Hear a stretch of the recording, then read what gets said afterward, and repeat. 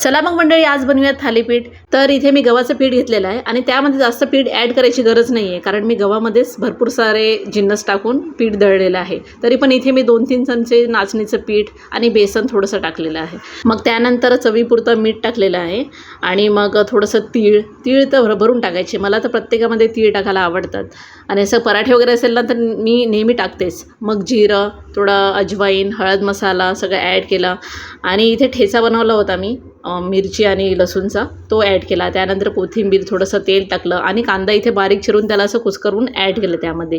आता चांगलं इथे मिक्स करून घ्यायचं, छान व्यवस्थित एकजीव करून घ्यायचं सर्व.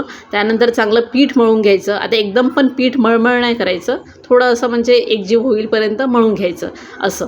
तर मग इथे पीठ मळून पण झालं माझं आणि तुम्हाला दाखवते. आता हा रुमाल आहे ना, तो मी ह्याच्यासाठी ठेवलेला आहे आणि एक असं वाईट रुमाल ठेवून द्यायचा घरामध्ये, जेव्हा थालीपीठ बनवायचे असेल ना तेव्हा यूज होतो तो. आणि मी असं छान थोडे पातळ आणि एकदम जाड पण नाही आणि एकदम पातळ पण नाही. आता एकदम पातळ का नाही, कारण मग आपण जेव्हा तव्यावर टाकतो ना तर तो कपडा सोडायला टाईम लागतो आणि जेव्हा कधी असं कपडा सोडायला टाईम लावला ना तर मग थोडं पाणी शिंपडायचं, पटकन निघून जातं कपडा. आणि मग इथे हे होल कशासाठी केले असतात, कारण ते मध्ये तेल जाऊन चांगला खरपूस भाजायला मिळतं ना, त्याकरता असं केलं जातं. आणि छान असे सुगंध येईपर्यंत खरपूस भाजायचं. आणि इथे बघा माझे थालीपीठ इथे रेडी आहेत.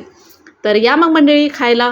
आता ह्या पिठामध्ये ना जास्त पीठ ॲड करायची गरज का नाही झाली मला, कारण मी पहिलेच गव्हामध्ये काय सगळं ॲड केलं होतं त्याकरिता.